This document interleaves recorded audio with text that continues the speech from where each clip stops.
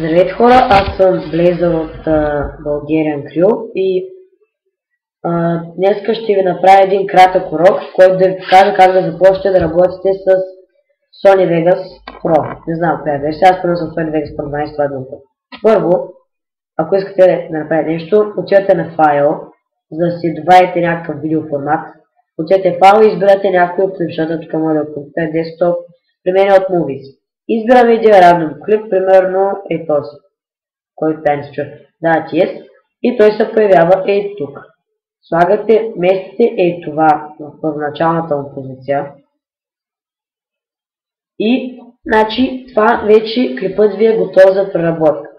Ако искате да е най-обикновен. Тоест, ако искате да преработите клипа, използвате този бутон Render As и избирате какъв формат да изчакате секунда само да заради. И избирате какъв формат да е и така се го рендърна. Ако не виждате къде е този бутон, може да ползвате File и Render As. Ей това тук. Добре, следващото тук. Още други опции, които може да правите е да... Сега нека да ви пусна малко. Може да намаляте brightness и да... Не може да увеличавате, но може да намаляте brightness, може да стане тъмно. Мисля, че може и звука да се намаля, но само да разбера как.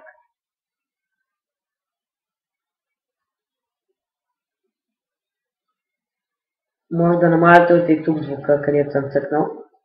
Или просто... Вижте така не се получава. Да. Така може да намаляте звука от и тук.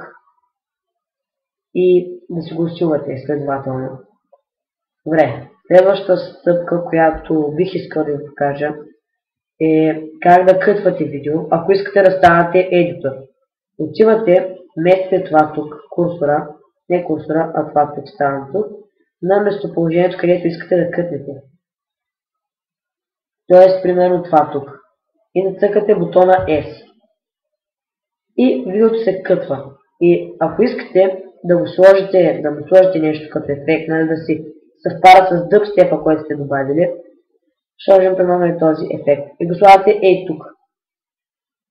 И вече дъб това е сложено. Нека да ви покажа. Нека да видим.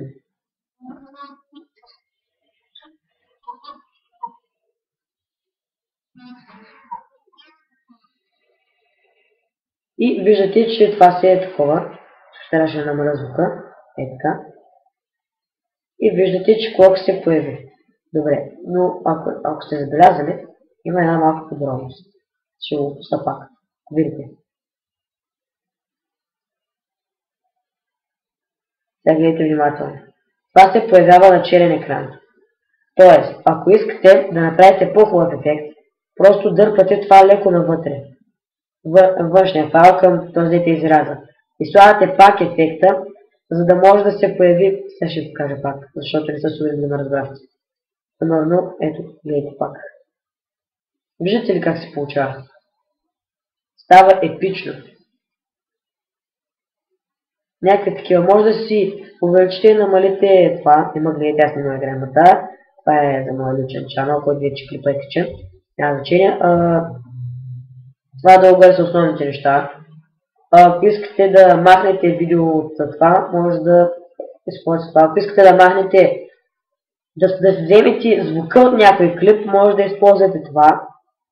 И общо това са отойтерата. Ако искате, ако не ви се рендърва сега, може да използвате бутона Save As или Save, който ще ви запази проекта без да е рендърван.